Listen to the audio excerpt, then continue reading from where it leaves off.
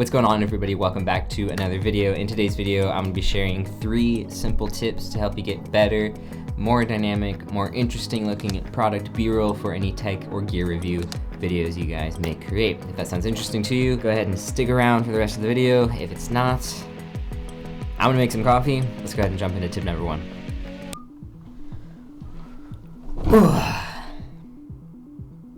First sip, here we go. No, it's not bad. It's really old, so I was expecting it, but it's pretty good. Tip number 1 for you guys is to really pay attention to lighting. This really makes a difference in anything you shoot, really, but we're talking about B-roll today. So talking about lighting. First thing I want to talk about is soft light. Soft light, 85% of the time is gonna always look better. It's more flattering.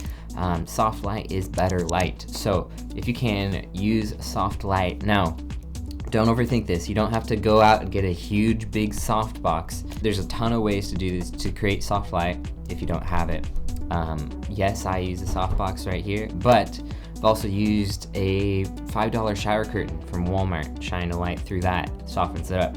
You sit by a window with not direct sunlight, but bouncing sunlight, that's soft light. If you use a white piece of poster board or something and you bounce the light, that's gonna be soft light. So use what you have, create soft light. It's gonna really help you in the long run. It's always gonna look better. You're gonna make your product look more pleasing, more interesting. Something about light as well. You don't wanna just, have your product and shoot your light straight forward on it. That's gonna really create a flat image. So take your light, put it at the side, really create some depth, create some interest, create some highlights and shadows on your product. That's gonna bring a little bit more interesting dynamics to your product, make it look more appealing. Move your light, don't just shoot it straight on. That'll really create a flat look, and it's not that interesting when you're shooting it. You can also take away light by using a negative fill. Now, a negative fill is basically just anything black that's gonna take away light. You're gonna have more fall off into the shadows, and it's gonna look a little bit better. With your lighting also, if you can, backlight it. If you have multiple lights, backlight subjects always look really cinematic and a little bit more professional. So if you can, have that side light, also try to backlight it if you can. It's gonna bring a lot more depth into your image, and that is a good thing.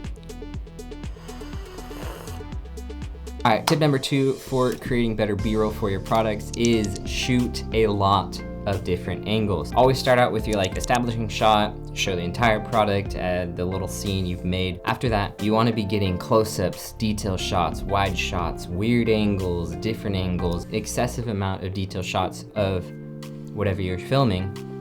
And this is gonna help you a lot in the long run while you're in the editing room. You're gonna have more interesting shots. You're not just gonna have a straight on shot, a sideways shot, and a back shot. You wanna get in there, get details, get different angles, really show the product, because that's what your video is about. Close-up filters, and what you can do, depending on the size, like that. Hello. That's what they do, they magnify.